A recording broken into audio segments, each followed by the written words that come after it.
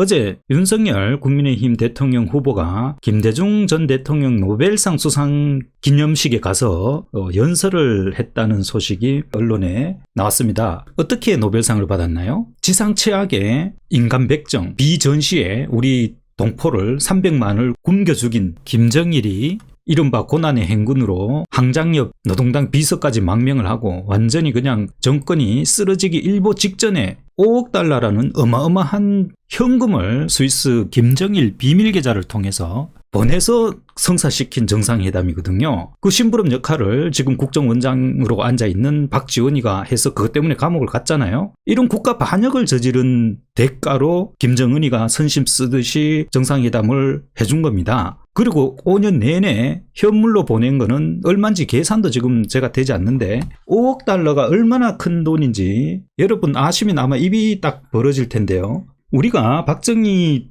대통령 때 1965년이죠. 일제가 36년간 이 한반도의 통치권을 가져가서 마음대로 인권을 유린하고 국토를 유린하고 우리 국민의 생명과 재산을 유린하고 자유를 빼앗은 그 36년 악랄한 식민지배 통치 대가로 받은 돈이 당시에 무상 3억 달러, 유상 2억 달러, 상업 차관 3억 달러 해서 8억 달러를 받아냈습니다. 그걸로 포항제철 세우고 경부고속도로 닫고 우리 경제 발전 종잣돈으로 쓴 거거든요. 정말 피눈물 나는 이야기죠. 그렇게 해서 피눈물의 대가로 받아낸 돈이 8억 달러인데 5억 달러라는 그런 큰 돈을 저 지상차악의 독재자 김정일이 뒷주머니 꽂아준 게 김대중입니다. 그래서 정상회담을 했어요. 해서 평화가 왔습니까? 평화가 와야 평화상을 주는 거죠. 김정은이하고 정상회담을 해서 평화를 정착시켰으면 김정일이도 줘야죠. 그럼 김정일은 왜 안 줘요? 김정일은 그 5억 달러로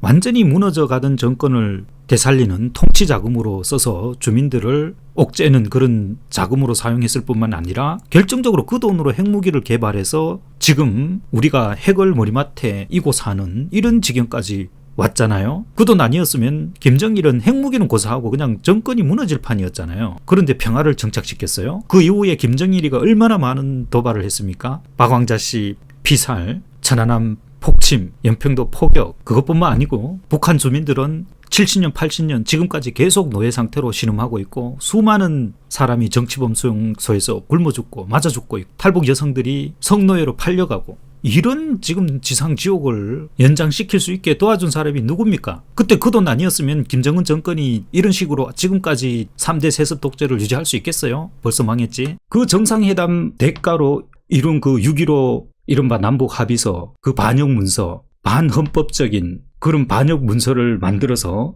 그 이후에 완전히 나라를 그냥 갈갈이 찢어 놓은 거 아니에요. 국내에 지금 보수 진보 이 대립의 근본적 시발점이 거기입니다. 김대중의 그 반역적 6.15 문서, 반역적인 대북 정책, 그 이후로 그냥 딱 김정일이한테 멱살 잡히면서 뒷돈 준 게 멱살 잡힌 거잖아요. 약점이 딱 잡히면서 완전히 종북으로 돌아서 버렸거든요. 온갖 친북, 종북 그냥 김정은이가 오라 그러면 가고 장관 자르라 하면 자르고 뭐 이런 짓을 벌였잖아요. 이걸 받았다고 해서 이렇게 20년 동안 매년 기념식을 거창하게 하는 그런 노벨상 수상자가 있나요? 그리고 이게 참 역겹지 않나요? 지금 대한민국 보수 정당 후보의 대통령으로 나왔잖아요. 실제는 그렇지 않든 그렇든 간에 국힘당이 저 민주당이라는 좌파 정당에 맞서서 그래도 그나마 보수 정당이라고 이름은 간판은 내걸고 있잖아요. 하는 짓은 민주당 이중대지만. 그런데 이 사람이 대통령 후보가 되고 나서 한 것은 뭐죠? 노무현 봉화마을 가서 노무현 정신 계승하겠다. 그 다음에 광주에 가서 5.18 정신을 뭐 헌법 전문에 넣겠다. 전두환 대통령, 현재 국힘당의 전신인 민정당을 창설한 전두환 대통령이 돌아가셨을 때, 서거하셨을 때